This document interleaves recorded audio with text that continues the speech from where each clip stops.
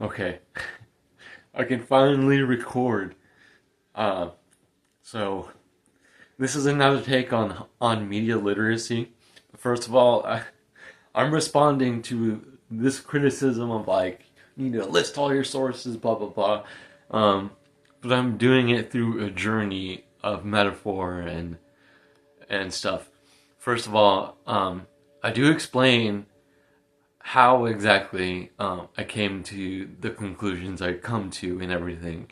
Uh, I don't hide everything, but in order for this journey to have like twists and turns, I can't just explain the whole thing in detail and then do it. You know, you kind of have to journey along the way and then get to the conclusion. You know what I mean? So, first of all,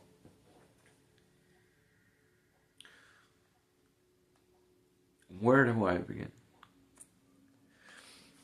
So, people like to intellectually analyze media. Um, and I think there's also other kinds of approaches to media that also has its time and place. We don't have to be intellectual all the time, you know. That's part of my uh, one of my takes is that there's a time and place for just emotionally experiencing the media that you consume. But media literacy, as it comes as you can come to see, is more than just about media consumption, responsible media consumption, but it's also about responsible media creation. We have to be responsible in the media that we create.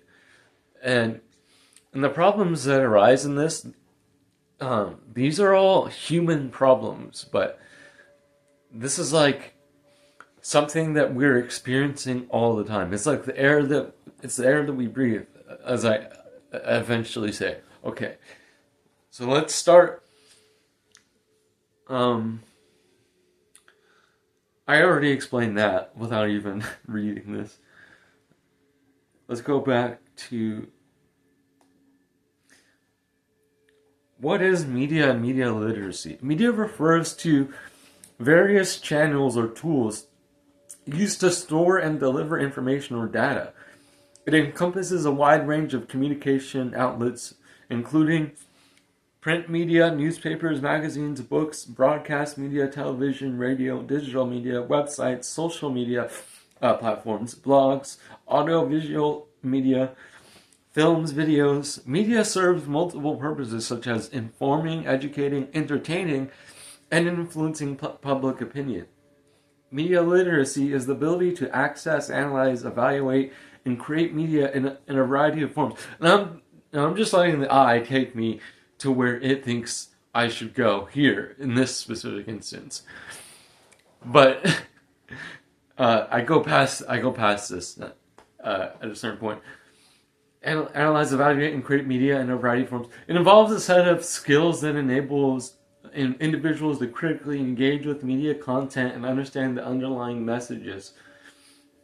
Key components of media literacy include accessing media, knowing how to find and use different forms of media and technology, analyzing media, understanding how media messages are constructed, including the use of various techniques to attract and influence audiences, evaluating media, critically accessing the credibility and reliability of media sources and content, creating media, being able to produce and disseminate media in various forms.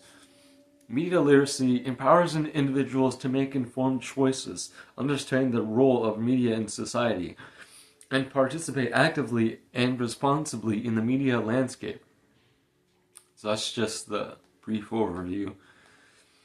I talk about a couple of different things.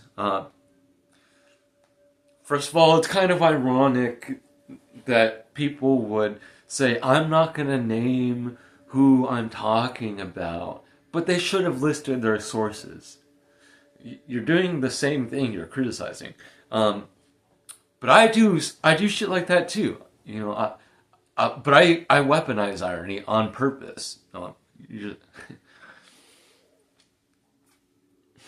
so, okay, let's go further. So we started with the water metaphor, a water kind of metaphor. They talk about a fire hose that's spraying out misinformation and disinformation at such a high pressure that it hurts just to be sprayed by it. That's basically the idea. So I went further in depth with water metaphors. First of all, it's not just so like pressure is one thing, but if you're also ingesting water, too much water is a bad thing. You can die from too much water. So responsible water consumption. See how like they both play a role in what's going on there in media literacy. And the problem is I feel like we're really close to the subject matter. We're watching media all the time. You know what I mean? It's like the air that we breathe, as I've eventually said in the. So who am I talking to? Like I'm talking to my uncle, whoever talks to me online, and AI, Ask AI, to be specific. Sometimes Google, whatever, Gemini, I think, whatever. But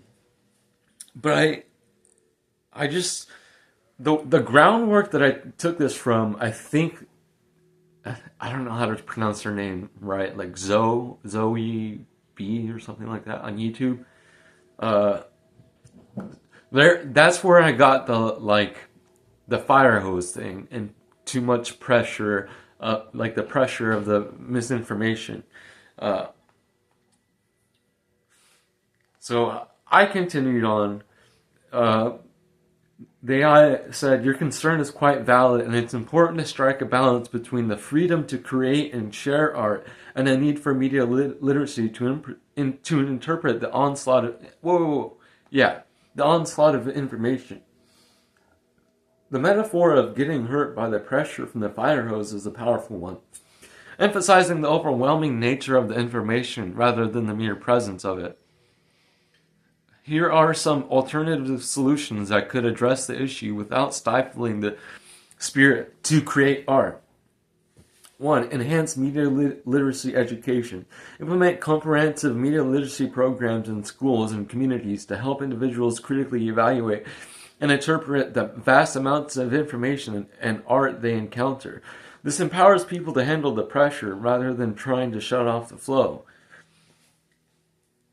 Curated platforms. See, like, I didn't understand whether they meant it's a mix of information, misinformation, and disinformation that's being sprayed, or is it just misinformation and disinformation that's being sprayed?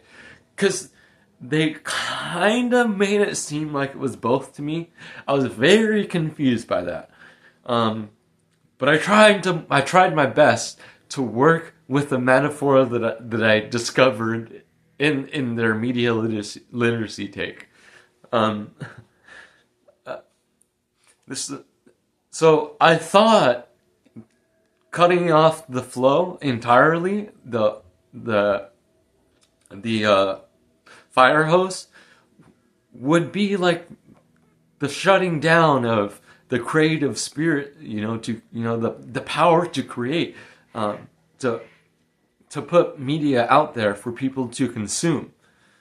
'Cause like, what else do they mean by that? Like, okay, and then so that's important, because I never understood what they meant. Like, is it information mixed with misinformation and it's disinformation, or is it just I know I said that already, but I never figured that out. I kind of just kept rolling on past that.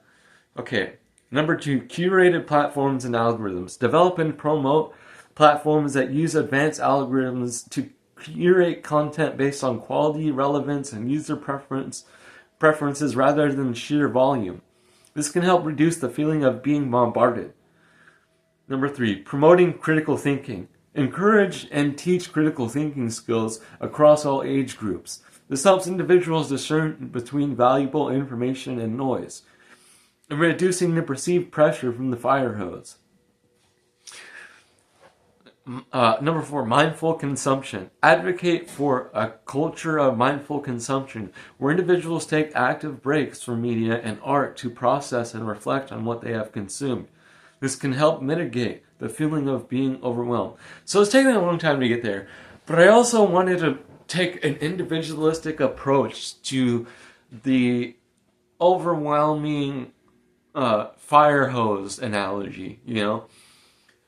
What would responsible consumption of that water or like the information, whatever, what would that be? Because, you know, you can have too much water. You can die from that. I already said that. But again, I just want to repeat that. You can die from too much water, and we need water, right?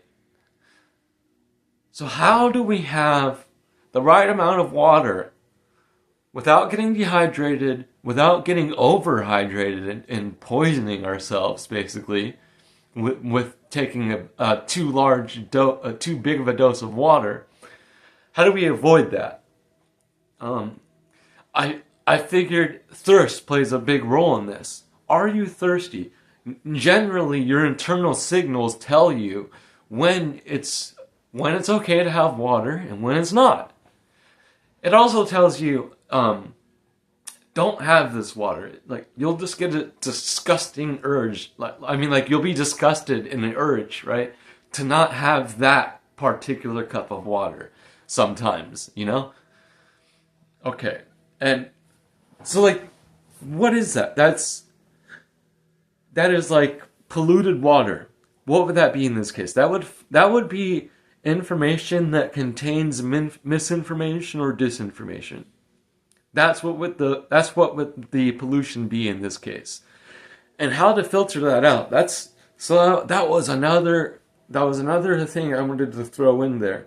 It's like, how does filtering out bad stuff from water to make it clean, drinkable water again, how does that work in this metaphor? You know, I started meshing my ideas with other ideas and started seeing what would happen between them. So that's where I came up with this lighthearted idea that I'm getting water from polluted sources, but don't worry, I filtered out all the pollution, so the water is fresh and purified, clean, fresh, purified water, and it's drinkable. And not only am I telling you this, I drink the water, and I turn out fine. So the water seems okay enough, you know.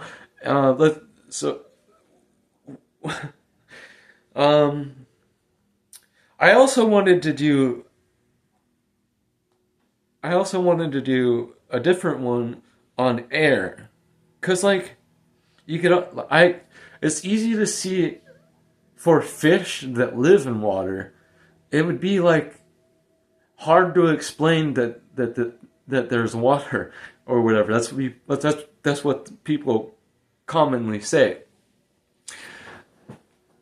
So I wondered, what if media and media literacy is like the air that we breathe, and it's hard to understand it. It's so the concepts and everything surrounding it are all so elusive because we're too close to the subject matter, and we have to zoom out of the picture to get the bigger picture, as they say. And I'm not even sure how to do that. But I know that we should do that, because that's often what happens. You know, You get stuck in one framework, one frame of mind, you know, and you start producing the same results, the same bad results over and over again. You got to step beyond that. Whatever way you can, you know. So the irony in some of the criticism that could loosely be applied to me, even though they probably don't even, no one even knows who I am anyways. The irony in the criticism is they won't name people like me not using their sources, but they'll point out that we're not using our sources. So my methodology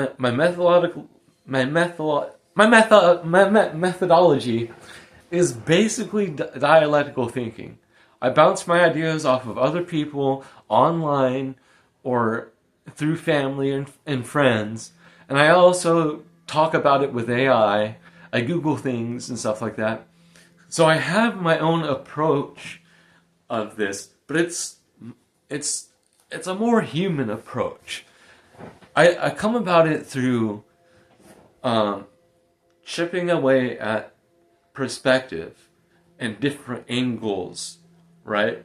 Until I finally come to a resolution.